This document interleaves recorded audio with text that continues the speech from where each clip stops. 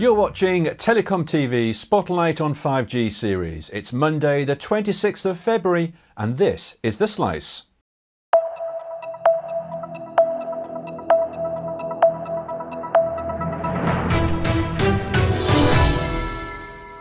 Headlines today: MWC opens in Barcelona, GSMA gets behind the Open Gateway initiative, new alliance launched for AI and the RAN, and why European telcos want regulatory reform.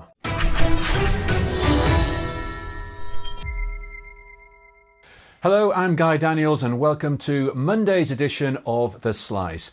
Once again, we bring you daily coverage of the major 5G related news and analysis from MWC Barcelona.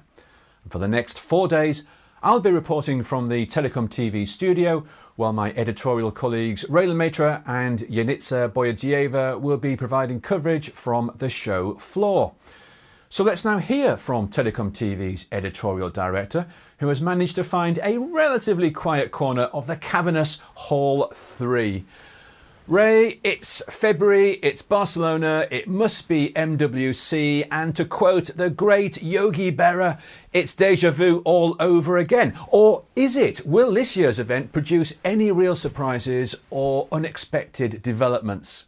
Well, Guy, I'm not sure about unexpected developments, but it's very clear from the start of the day here at MWC that this is probably going to be potentially the most packed MWC ever. The queues outside were enormous. There's a flood of people already coming in, and it's not even sort of 9 o'clock local time. So it's going to be very busy. I think, Barcelona's very busy over the weekend. I hope there's some big surprises, but I'm not expecting any because as far as I can see, everybody's going to be talking about AI pretty much all week. Yeah, we'll look forward to hearing more AI as the week goes on. Now, there was no Nokia press event on Sunday, so has the news lead up this year been a little less hectic?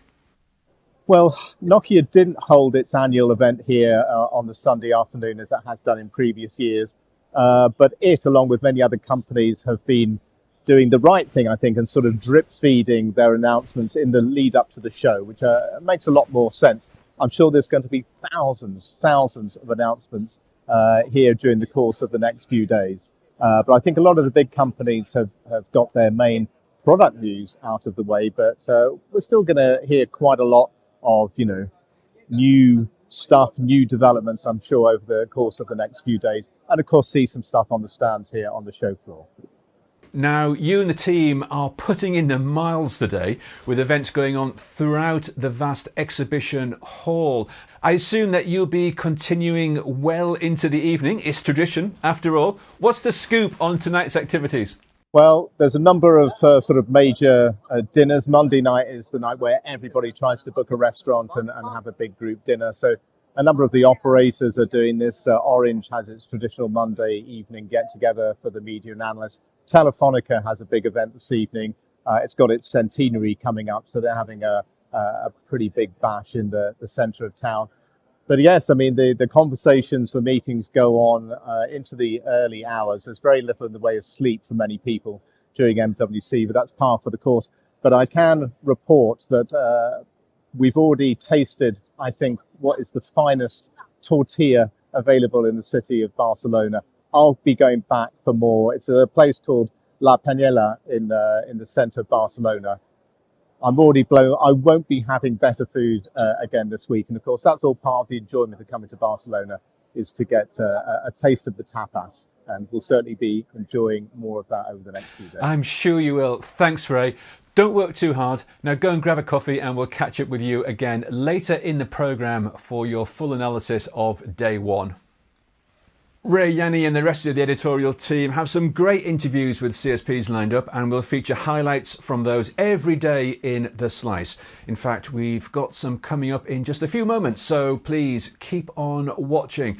And a reminder that we'll be adding new full-length videos to the TelecomTV website all week for you to watch on demand, and they'll be posted as soon as we can. The GSMA opened MWC with a live-streamed keynote, the first of many planned for this year. As well as the obligatory calls for regulatory reform, the GSMA devoted much of the session to its API-based open gateway.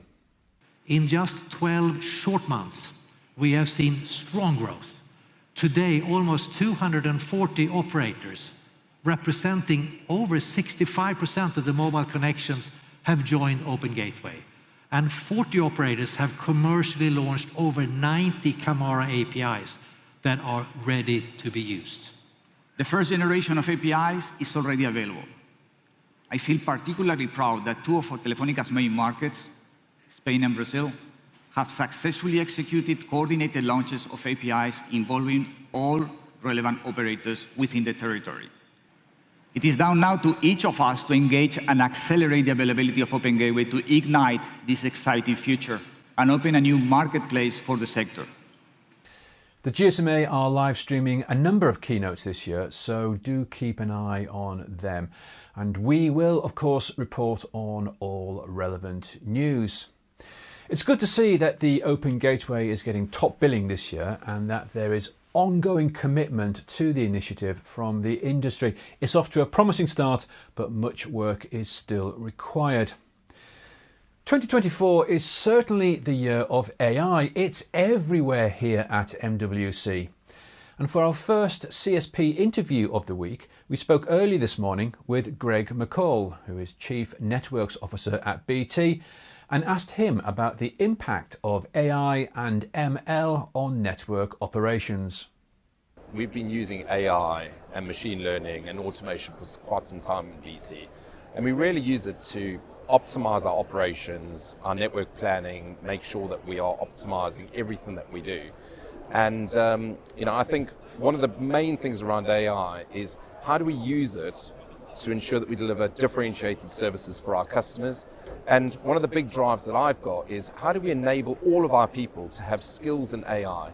Because there's a lot of hype about AI replacing people's jobs. My honest view is that people with AI will replace people's jobs. And that's what we need to make sure that we do, is get everyone upskilled with AI so we can exploit the technology to do great things for our customers.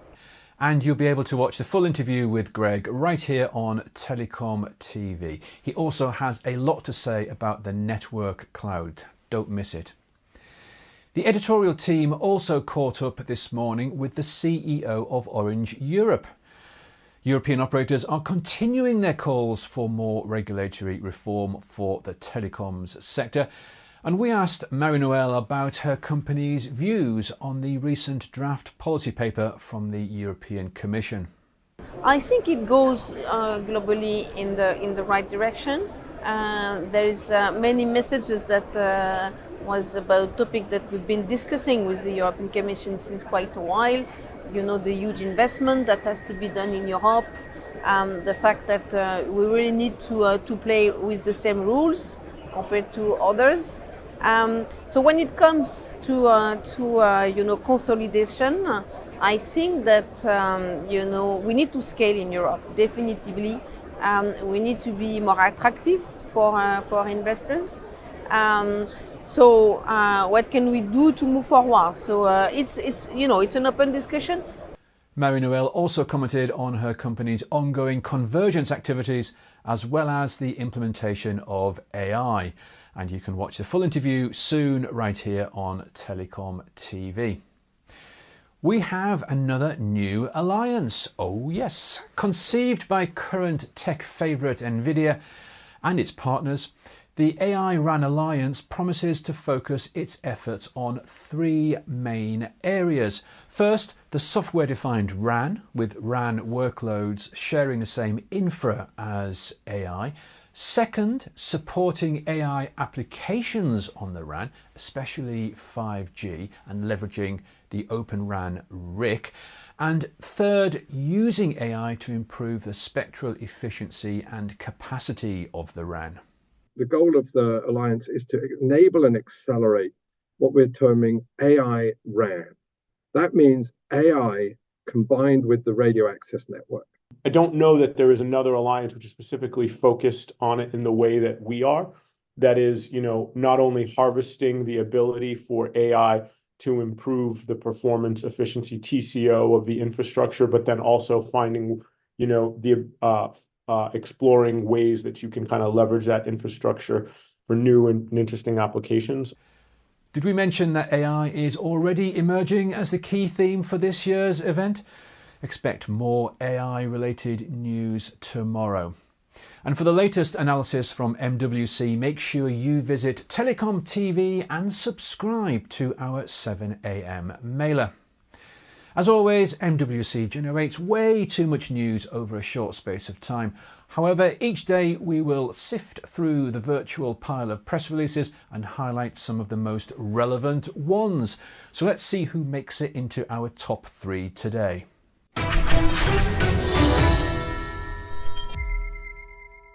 NTT Docomo has announced a new joint venture with NEC to offer its Open RAN equipment and services to international markets.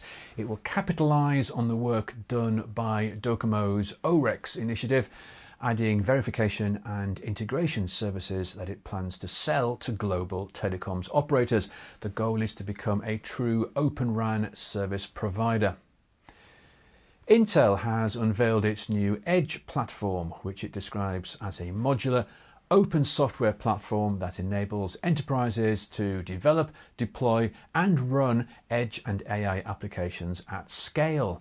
It believes that the Edge is the next frontier of digital transformation and that its new platform will contribute to improved total cost of ownership. And it's official, it's a Barbie world. Congress, that is.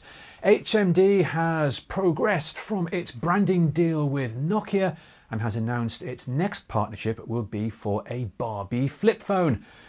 Expected later this year, the feature phone will have its work cut out if it is to surpass the excellence of the Barbie super talking cellular flip phone from 1995, an absolute classic.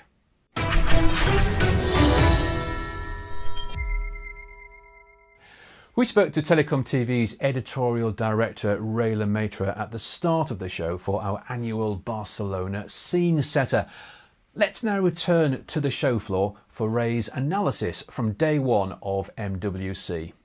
So you don't need massive crystal balls to predict that artificial intelligence or AI is going to be the dominant theme at this year's MWC. And that's how it's working out on day one of the show. So when I saw that the AIRAN Alliance was being launched here this morning, I have to admit my heart sunk a little bit. There's already lots of collaborations, lots of alliances in the industry. Do we really need another? But this is a genuinely interesting development with a lot of big names on board at the beginning.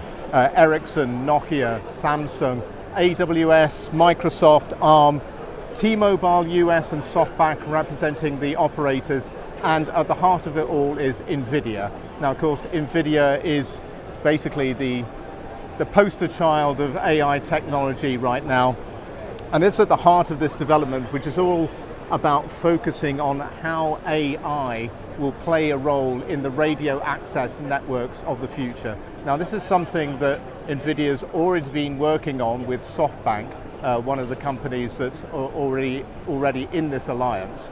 And there's kind of three main focus areas for this new alliance.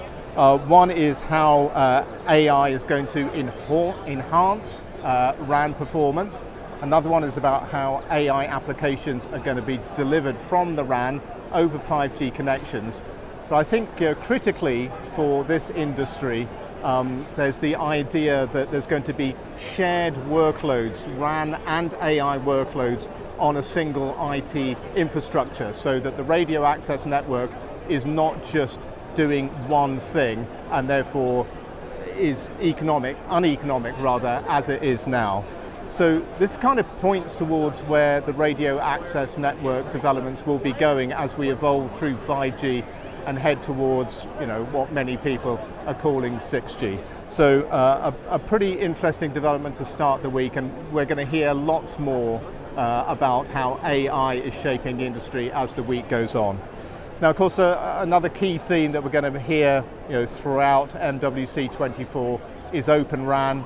So it's interesting to see NTT Docomo announcing today that it's forming a joint venture with NEC to take Docomo's OREX, which is its Open RAN ecosystem experience packages of technology, out to the global community of operators.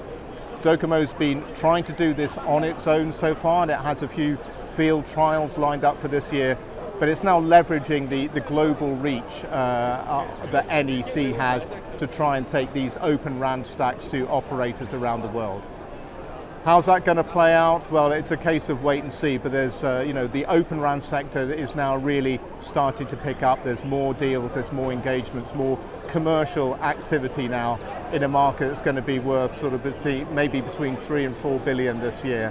And Docomo wants to get a move on and try and capture some of that business before it goes to some of the other major players. So look out for more open RAN news this week as well. One of the other main things we can expect to hear on day one is the operators talking about regulation, about the fair share debate, and also about M&A. They want it to be made easier for them to do consolidation and to gain scale through acquisitions.